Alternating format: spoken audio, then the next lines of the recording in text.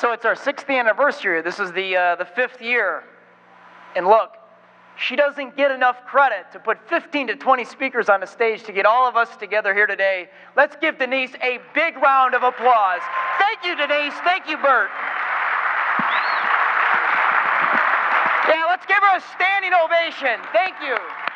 Thank you very much. Nobody works harder. Nobody has greater passion. Thank you very much, Denise Scatone. Thank you. And look, I appreciate each and every one of you. I mean, just think back to the last presidential election, and we all worked very hard to ensure that Barack Obama would not be reelected. And unfortunately, on that day, he was reelected.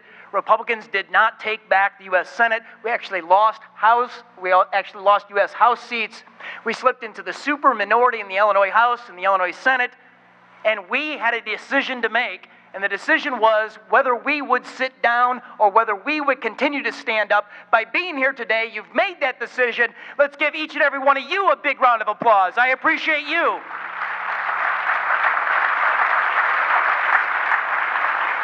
So it's been 5 years, and how's the country doing? So we all know that the NSA is collecting our metacommunications footprint, and the IRS, in addition to the tax data, is adding our health data. And the CFPB, the Consumer Financial Protection Bureau, is collecting all the financial transactions in the country. We're the private sector, and government is using the latest in technology to open us up. And I'm proud to say at openthebooks.com, we are opening up government. We are holding government accountable. And right now, we have 1 billion lines of government spending at the local, state, and federal level, online and in our mobile application.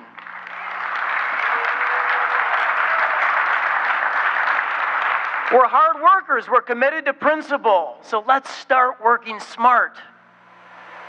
You probably remember back to my gubernatorial campaign in 2010, and the tagline slogan was to open the books, to put every dime online in real time. And so within this 1 billion lines, a year and a half ago when we posted nearly every single salary in the state of Illinois, I took a look at that locally in my hometown of Hinsdale.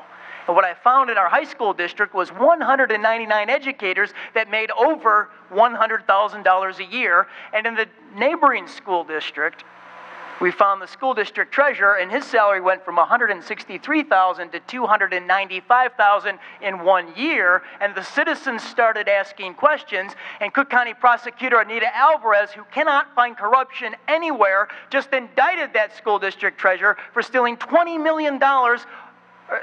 Stealing $1.5 million over the last 20 years. When we opened the books and posted school district checkbooks online, I found in my Hinsdale school district that $2.3 million flowed to taxi cab companies, and $52 million flowed to taxi cab companies from 47 Northern Illinois school districts on a no-bid basis, and now all of those contracts are sent out for procurement. They're sent out for bid to save taxpayers' money.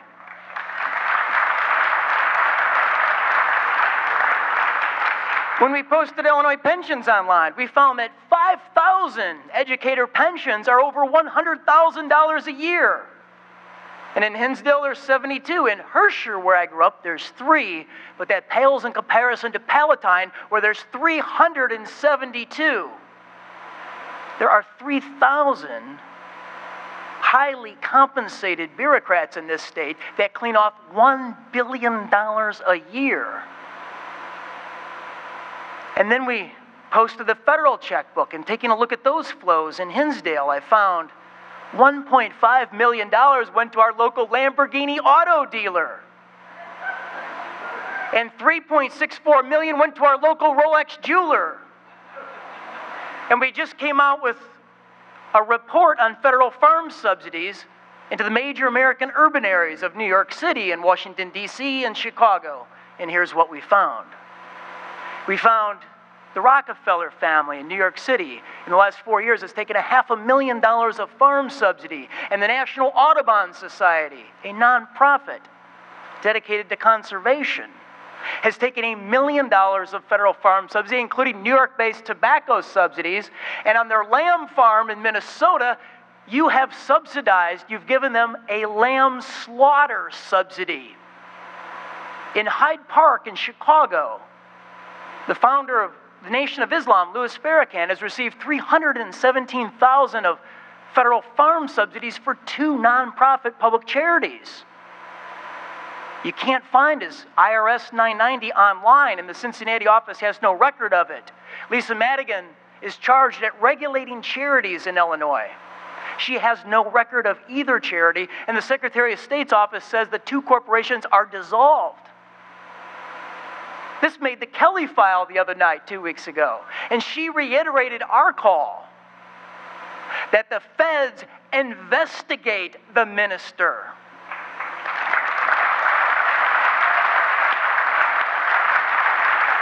We need to stop venting blindly in our movement. We need to start working smart. And if you've got a smartphone or a website, we've got 1 billion lines that will make you irate when you see the spending. Down in southern Illinois, there's 2 guys, just regular guys, John Kraft and Kirk Allen. And last year they used our data. They set up a model of questioning of local government, and in 1 year they forced out 38 public and elected officials from office. In Bloomington, Illinois, the Tea Party coordinator, Diane Benjamin, she was a part of a team that I spearheaded, and we looked into the Quinn administration, and we found Cuban cigars and wine baskets and Boston Harbor boat cruises from a vendor and up to $190 million worth of no-bid information technology contracts, and the largest project outside of road construction in the state of Illinois. We drove that to Fox News and National Review. We're continuing to drive that story. The Quinn administration will not respond to questions from elected State Representative Dwight Kay. They have forced him to file Freedom of Information Act requests. They stopped responding to his request. He sits on the House Appropriations Committee, and now he has sued them. He sued the Quinn administration to open the books.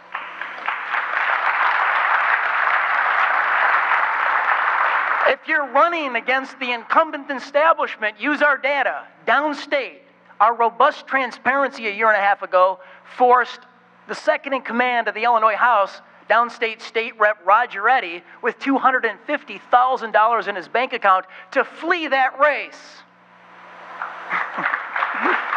The immediate past chairman of For the Good of Illinois PAC, Mark Batnick, in the last primary, he was opposed by the House Republican organization, who recruited a personal PAC-backed and funded candidate to run against him, and he won running on a platform of honest and open government. He won with 50% of the vote. It works.